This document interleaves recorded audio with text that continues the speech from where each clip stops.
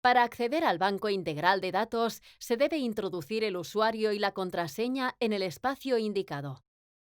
Estos datos se reciben por correo electrónico a partir del momento en el que hay un convenio formativo validado. Los alumnos también pueden acceder a través del teléfono móvil descargándose la aplicación del BIT, tanto en Google Play como en el App Store. Una vez introducidas las claves de acceso, se debe hacer clic en el botón Entra. El usuario debe comprobar que todos sus datos personales son correctos la primera vez que entra en el sistema. Para ello, debe hacer clic sobre su usuario en la parte superior izquierda. Aquí puede modificar su información personal, cambiar su correo electrónico, seleccionar el idioma del BIT, asignar una contraseña nueva, etc. En la pestaña Cuadernos de prácticas se pueden consultar los cuadernos de prácticas asignados a este alumno. Con el botón Ver cuaderno se pueden ver los detalles de las prácticas. Haciendo clic en el número del documento se pueden ver las condiciones.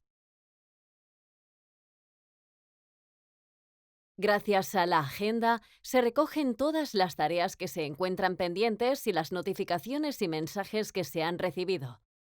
Esto ayuda al usuario a estar al día de las novedades y a saber qué debe hacer en cada momento. En el espacio Tareas se pueden ver destacadas las tareas más antiguas que están pendientes de gestionar. Del mismo modo, se pueden ver las tareas que están programadas para el día en curso. En caso de querer buscar una tarea específica pendiente, debe hacer clic en este botón. Aquí se puede filtrar la búsqueda por tipo de tarea, fecha y estado. En el espacio Notificaciones y mensajes se puede ver un listado con los 3 últimos mensajes y notificaciones que no se han leído. Las notificaciones que han sido aceptadas se mostrarán de color verde. Aquellas que hayan sido rechazadas en color rojo y de color calabaza las que han sido canceladas. Los mensajes siempre aparecerán de color azul. Si se hace clic en la lupa de las notificaciones, aparece una lista con todas las notificaciones. Si se hace clic en la lupa de los mensajes, aparece una lista con todos los mensajes. Si se hace clic en una notificación o mensaje, se accede directamente al contenido y este no se volverá a mostrar en el resumen de la agenda. Se dispone de un botón para limpiar las notificaciones y otro para limpiar los mensajes de este cuadro. Desaparecerán de la lista y quedarán marcados como leídos. También se pueden buscar notificaciones o mensajes antiguos a través de estos botones. En este apartado se puede filtrar por módulo. A través del desplegable se puede seleccionar si la notificación a buscar es sobre el plan de actividades o todos. También se puede filtrar por el estado de validación según si ha sido refutada o validada y por fechas. En el espacio Calendario se pueden ver las tareas pendientes. Los días con tareas pendientes aparecen marcados en color rosado y los días que son festivos con un marco rojo. Si se desea más información sobre las tareas pendientes de cada día, se debe hacer clic sobre él. Abajo aparece un listado de las tareas pendientes para el día en curso.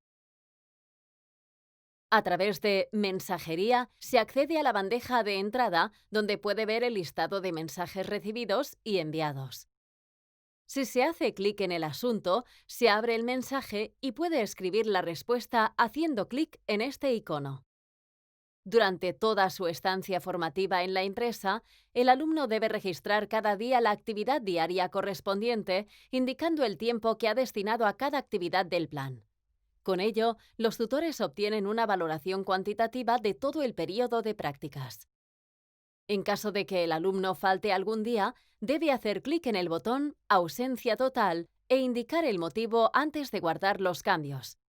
Si la ausencia es parcial, debes seleccionar el motivo en este desplegable y hacer clic en el botón Guardar. El alumno debe rellenar un informe periódico durante todos los meses que dure su estancia en la empresa. El sistema le avisa, a través de un mensaje, cada vez que tiene que rellenarlo. Recuerda que, para hacerlo, debe tener todas las actividades diarias rellenadas hasta ese día. Con ello, los tutores obtienen una valoración cualitativa de todo el periodo de prácticas. Una vez se han valorado, hay que hacer clic en Guardar. Cuando el alumno y el tutor de la empresa han complementado el informe periódico, el tutor del centro debe validarlo.